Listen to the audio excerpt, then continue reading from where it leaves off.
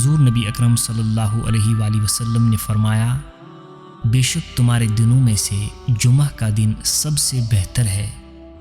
اس دن حضرت آدم علیہ السلام پیدا ہوئے اور اسی دن انہوں نے وفات پائی، اور اسی دن سور پھونکا جائے گا اور اسی دن سخت آواز ظاہر ہوگی۔ بس اس دن مجھ پر کثرت سے درود بھیجا کرو، کیونکہ تمہارا درود مجھے پیش کیا جاتا ہے۔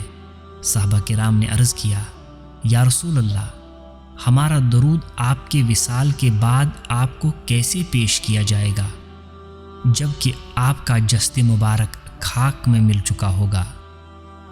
تو آپ صلی اللہ علیہ وآلہ وسلم نے فرمایا، بے شک اللہ نے زمین پر انبیاء کرام کے جسموں کو کھانا یا کسی بھی قسم کا نقصان پہنچانا حرام کر دیا ہے۔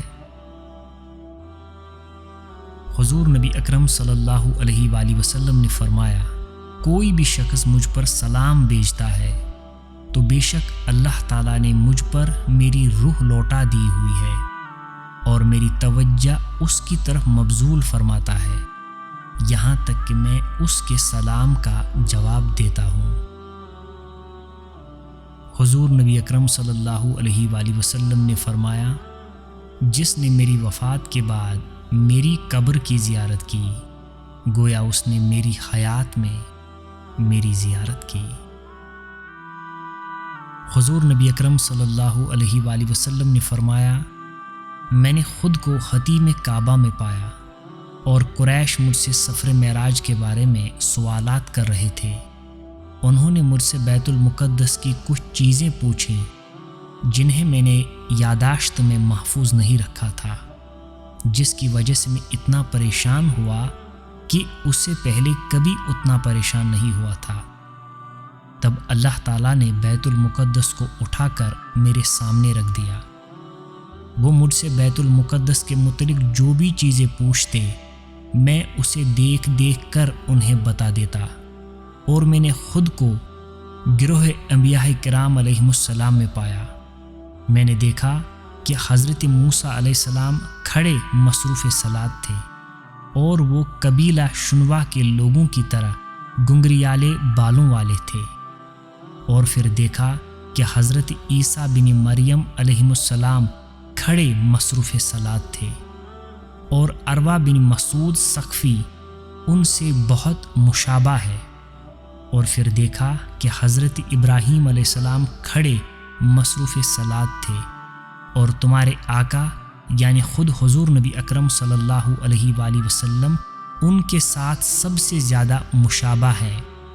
پھر نماز کا وقت آیا اور میں نے ان سب انبیاء کرام علیہم السلام کی امامت کرائی۔ جب میں نماز سے فارغ ہوا تو مجھے ایک کہنے والے نے کہا، یہ مالک ہے جو جہنم کے داروغہ ہے، انہیں سلام کیجیے۔ بس میں ان کی طرف متوجہ ہوا تو انہوں نے مجھ سے پہلے مجھے سلام کیا۔